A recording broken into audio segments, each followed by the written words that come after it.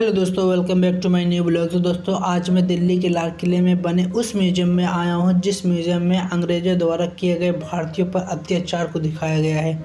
जैसे ही दोस्तों आप इंटर करेंगे, सबसे पहले आपको ये देखने को मिलेगा जिसमें लिखा है 1857 के दौरान लाल किला भारतीय राष्ट्रवाद का प्रतीक बनकर उभरा। इस किले की प्राचीर पर ही 15 अगस्त 1947 को आज़ाद भारत का तिरंगा फहराया गया। इसके साथ ही आज़ादी की वह लड़ाई सफल हुई जिसके लिए देशवासियों ने लंबा इंतज़ार किया। ये है दोस्तों वो तोप जिस पर अंग्रेज़ों ने हमारे हिंदुस्तानियों को बांधकर इन तोपों के जरिए उड़ाया था और उनके टुकड़े टुकड़े हो गए थे।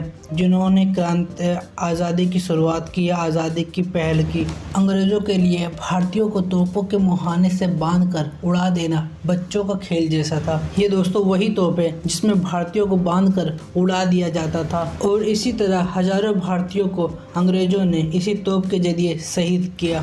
चलिए दोस्तों, मैं अब आप लोगों को आगे और भी चीज़ें दिखाता हूँ। ये देखिए दोस्तों, किस तरह से एक साथ कितने सारे भारतीयों को अंग्रेज़ों ने खुलेआम फांसी दे दी और शहीद कर दिया।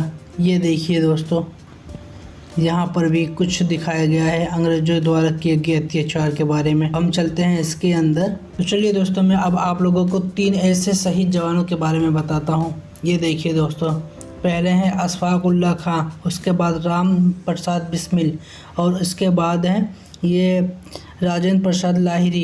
इन्होंने दोस्तों काकोरी में हुई क्रांतिकारी गतिविधियों पर अदालती फैसला जब हुआ तो उसमें इन क्रांतिकारियों को फांसी की सज़ा सुनाई गई और इन क्रांतिकारियों को खुलेआम फांसी की सज़ा दे दी गई अदालत के द्वारा। अदालत ने जब फैसला सुनाया तो ये देखिए यहाँ पर लिखा हुआ है, काकोरी में हुई क्रांतिकारी गतिविधियों पर अदालती फैसला, जिसमें 3 क्रांतिकारियों को फांसी की सज़ा दी गई।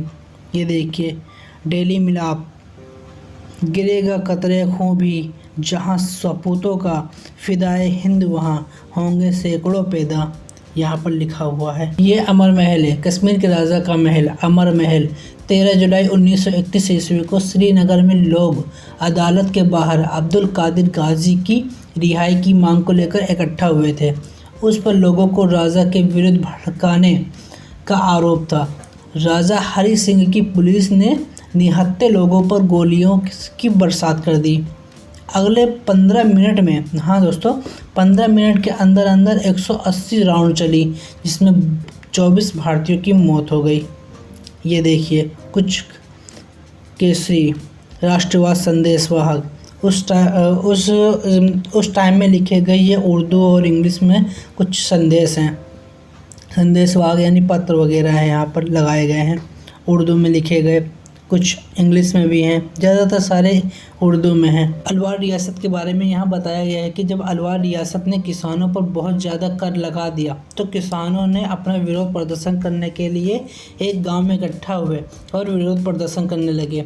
तो उसमें निहत्थे लोगों पर राजा जयसिंह की सेना ने गोलियों की बरसात कर दी, जिसमें 500 से लेकर 1000 किसानों की मौत हो गई। ये है दोस्तों हैदराबाद। ये हैदराबाद के निज़ाम का महल है, जिनका पूरा नाम मीर उस्मान अली खान था, जिन्हें निज़ाम के नाम से जाना जाता था। ये देखिए दोस्तों, यहाँ पर प्रथम विश्व युद्ध के बारे में लिखा हुआ है।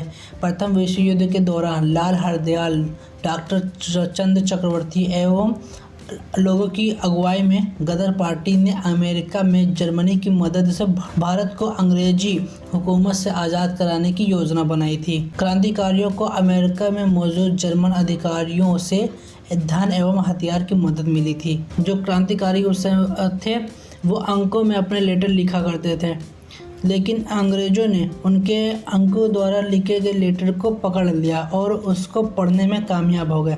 इसीलिए इन क्रांतिकारियों की योजना असफल हो गई।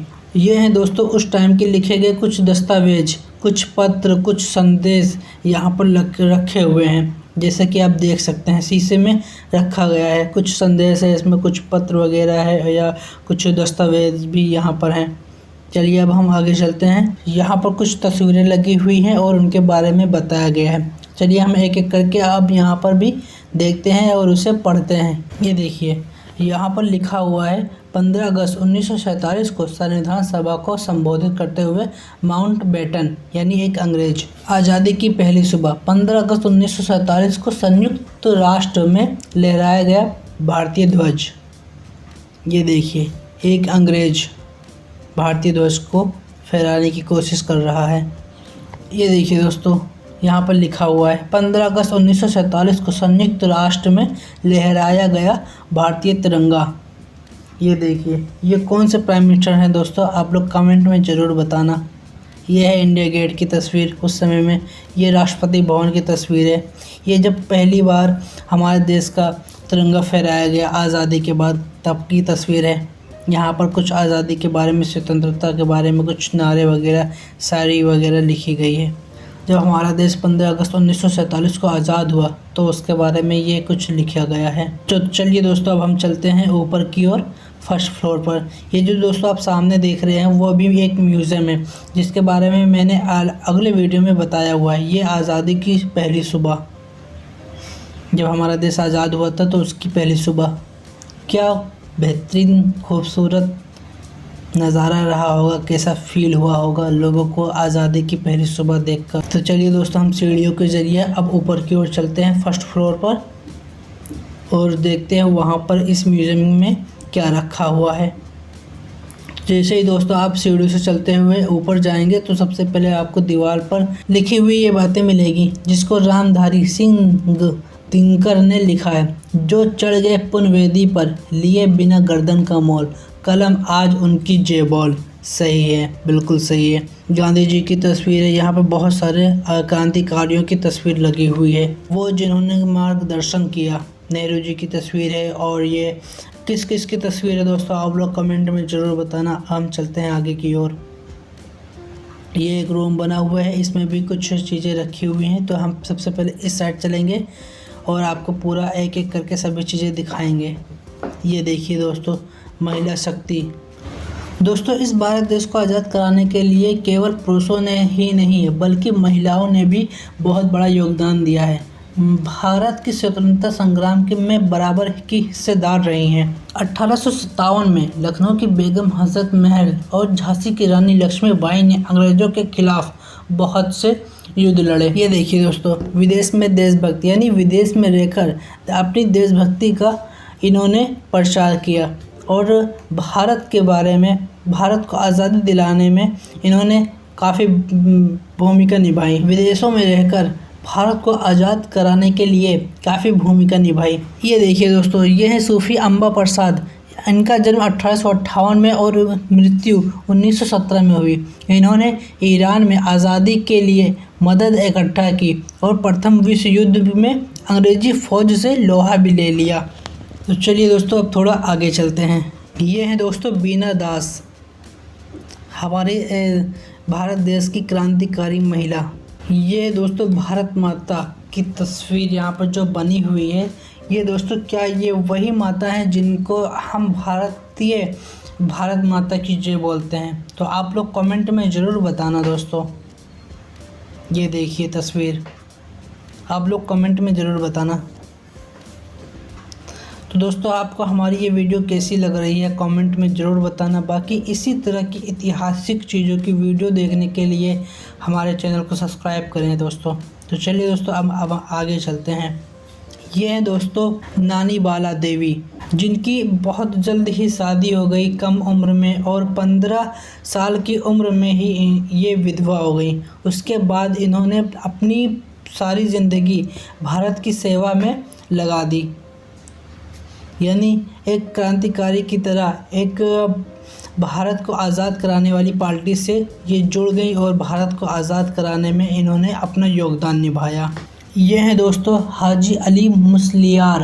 अंग्रेज़ों के खिलाफ़ इन्होंने मलबार में विद्रोह किया और 17 फरवरी 1922 में इनको फांसी दे दी गई। ये हैं दोस्तों हमारे भारत देश के ऐसे क्रांतिकारी जो भारत को आज़ाद कराने के लिए बम बना रहे थे और उसका परीक्षण करने में इनकी मृत्यु हो गई। और ये हैं दोस्तों मुख्तार अहमद अंसारी। 1927 में कांग्रेस के मद्रास अधिवेशन की अध्यक्षता की। ये हैं दोस्तों कन्हैया लाल दत्त, जिन्होंने भारत के गद्दारों को, यानी जो मुखबिर गद्दार थे, उन लोगों को जेल के अंदर ही मार डाला और जिसके बाद इनको फांसी दे दी गई। ये हैं दोस्तों यूसुफ जाफ़र मेहर अली, जिन्होंने इस भारत को अंग्रेज़ों भारत छोड़ो का नारा दिया और भी कई नारे दिए। ये हैं दोस्तों अरुणा आसफ़ अली, 1942 में भारत छोड़ो आंदोलन के दौरान मुंबई के गोवालिया मैदान में कांग्रेस का झंडा फहराया था इन्होंने। ये हैं दोस्तों अवध बिहारी, इन्होंने अंग्रेजी अफसर के ऊपर बम से हमला किया था। ये हैं दोस्तों भीकाजी रोस्तम कामा, ये दोस्तों इस भारत देश का प्रथम झंडा फहराने के लिए जानी जाती हैं। ये हैं दोस्तों मौलाना हबीबुर रहमान, जब इस देश के क्रांतिकारी भगत सिंह ने केंद्रीय सभा में बम फेंका था, तब उनके परिवार को मौलाना हबीबुर रहमान ने अपने घर में शरण दी थी। तो दोस्तों आपको हमारी ये वीडियो कैसी लगी कमेंट में ज़रूर बताएं, और इसी तरह की ऐतिहासिक वीडियो देखने के लिए हमारे चैनल को सब्सक्राइब करें और वीडियो को लाइक करें। मिलते हैं आपसे इसी तरह अगले व्लॉग में।